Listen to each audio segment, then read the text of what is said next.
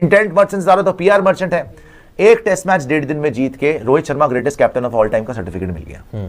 यदि सब धोनी भी इनके सामने कुछ नहीं है, विराट तो कुछ कभी था ही नहीं कप्तान, उसने तो कभी जिताया नहीं, कपिल देव कुछ नहीं है, रिकी पॉन्टिंग कुछ नहीं है, कोई भी कुछ नहीं है जी रोहित शर्मा के सामने इतना बड़ा कप्तान, 1.5 दिन में मैच खत्म, इंटेंट हम तो जीतने के लिए जाएंगे, ये वो है। कितने से मैच हारे हो? 113 से।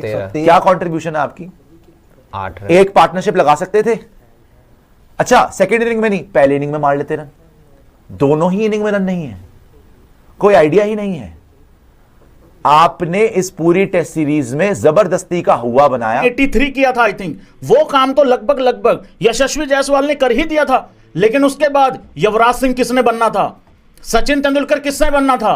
भाई साहब, टीम सऊदी से बचे तो जाके आगे बढ़ते हुए डिफेंस करते हुए आउट हो गए। अरे एक बात नहीं मेरी खोपड़िया में पड़ रही है, आज मुझे कोई रोकेगा नहीं, मैं गर्दन पे काट लूंगा भैंस की आंख अगर आज किसी ने रोकने की कोशिश करी तो। लेकिन अब किस तरीके से भारत इससे फाइट बैक करेगा, क्योंकि यहां तो आपका पूरा समीकरण ही बदल गया, WTC की साइकिल बदल गई। अब आपको बॉर्डर गावस्कर छोड़िए, हम बार बार कह रहे थे कि take 1 match at a time. फिलहाल ये मुकाबला जीतने पे फोकस करना चाहिए। मुकाबले की शुरुआत खराब हुई, फिनिश भी खराब हुआ, और यहां पे भारतीय टीम का कोई भी बल्लेबाज मतलब बिल्कुल इस तरीके का मुकाबला लगा कि भाई कहीं खड़े ही नहीं होते, स्टैंड ही नहीं करते हैं। खराब शॉट सिलेक्शन और बहुत ज्यादा ओवर डिफेंसिव होना। मुझे तो ये नहीं समझ में आ रहा कि गौतम गंभीर अब अपने खिलाड़ियों को इंडिया वर्सेस न्यूजीलैंड का हुआ इख्तिताम, और न्यूजीलैंड अब वो टीम बनी जो उस चीज के बहुत करीब आई, वो चीज करने में कामयाब रही जो बड़ी बड़ी टीमें पिछले 12 सालों में ना इंडिया में कर सकी।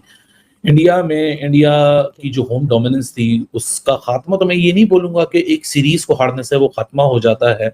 कोई एक टीम जो कि 12 साल तक राज करती रही क्रिकेट की दुनिया पे, अपने घर में किसी को करीब नहीं भटकने दिया, वो एक हार से उस टीम की डोमिनेंस नहीं खत्म हो जाएगी, उस टीम की अच्छी चीजें नहीं खत्म हो जाएंगी, लेकिन बुरी चीजों को मेरे ख्याल से आइडेंटिफाई करना और हाईलाइट करना हर एक ऑनेस्ट क्रिकेट फैन का काम होता है। क्योंकि जीत जब हो रही होती है तो उसमें बहुत सारी चीजें कन्वीनियंटली भूल जाते हैं, लेकिन कभी शर्मा ने बयान दिया है ना यार, वो बयान रोहित शर्मा का मुझे सही नहीं लगा। मतलब अब मैं कोई और कप्तान होता, मैं उससे एक्सपेक्ट कर लेता कि वो इस तरह का बयान दे रहा है। ठीक है, माना कि मतलब आप 12 साल बाद घर पे कोई टेस्ट सीरीज हारे हो, लेकिन मैं बिल्कुल भी रोहित शर्मा से इस तरह के बयानों की उम्मीद नहीं करता हूँ। एक स्टेटमेंट उन्होंने WTC फाइनल हारने के बाद दिया था कि वो प्रेफर करना चाहेंगे कि 3 इस तरीके के जो है वो फाइनल्स हो जाएं। वो भी बहुत ही अजीब सा स्टेटमेंट था। मतलब 2021 में मुझे विराट कोहली का स्टेटमेंट याद आता है, जब वो WTC फाइनल हार गए तो उन्होंने कहा इट्स जस्ट अनदर गेम।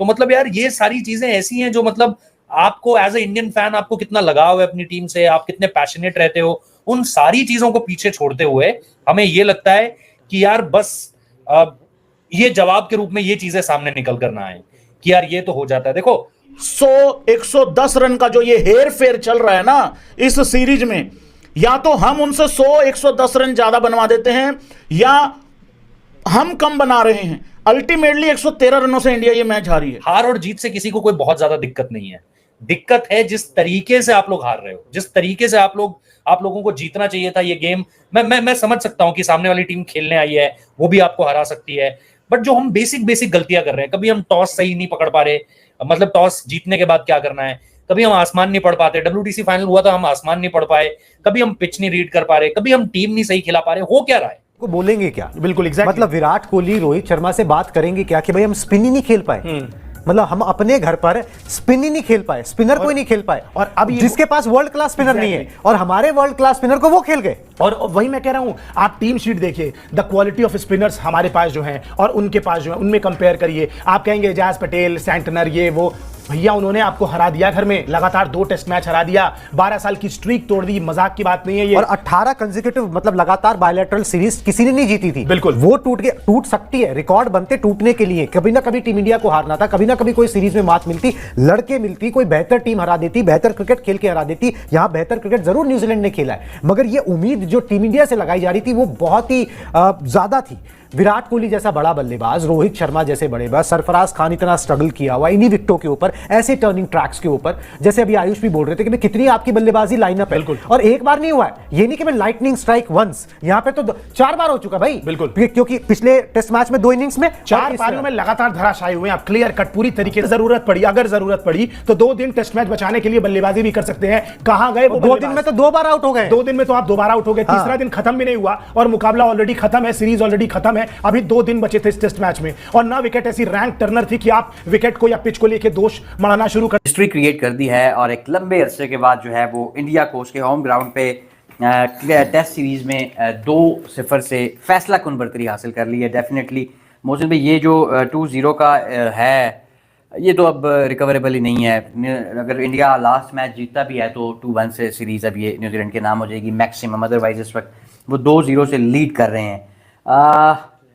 क्या कहते हैं आप, ये क्या हुआ, क्या व्हाट वेंट रॉन्ग? पहला मैच हारे हमने का फलूका लग गया, दूसरा मैच भी हार गए और अपनी मर्जी की कंडीशंस बनाई इस मैच में। पुणे में तो हम यही कहते हैं यार मर्जी की पिच है, अब टिपिकल सब कॉन्टिनेंट की पिच है, उसके बावजूद इतना फंसे क्यों? मसला कहाँ पे हुआ, आप क्या समझ?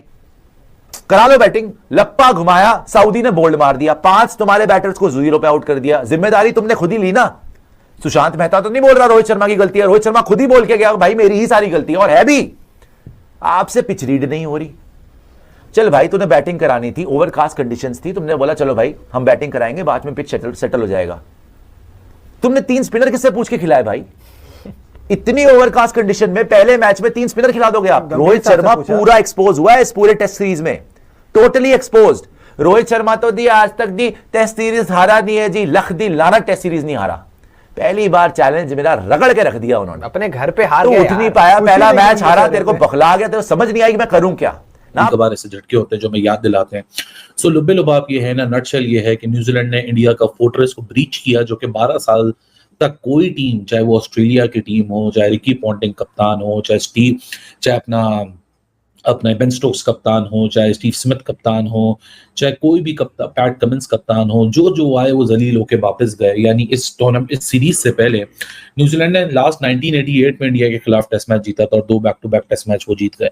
क्या हुआ, ऐसा क्या हो गया कि हमारे देसी लोगों के में प्रॉब्लम ये है कि भाई साहब हम जीत रहे होते हैं ना तो अच्छी चीजों को हम कहते हैं वाह वाह वेरी गुड, इस पर कोई बात ना करे, कोई उंगली ना उठाए, लेकिन जीत के अंदर भी बहुत सारी ऐसी कमजोरी आती हैं जिसको हम कन्वीनियंट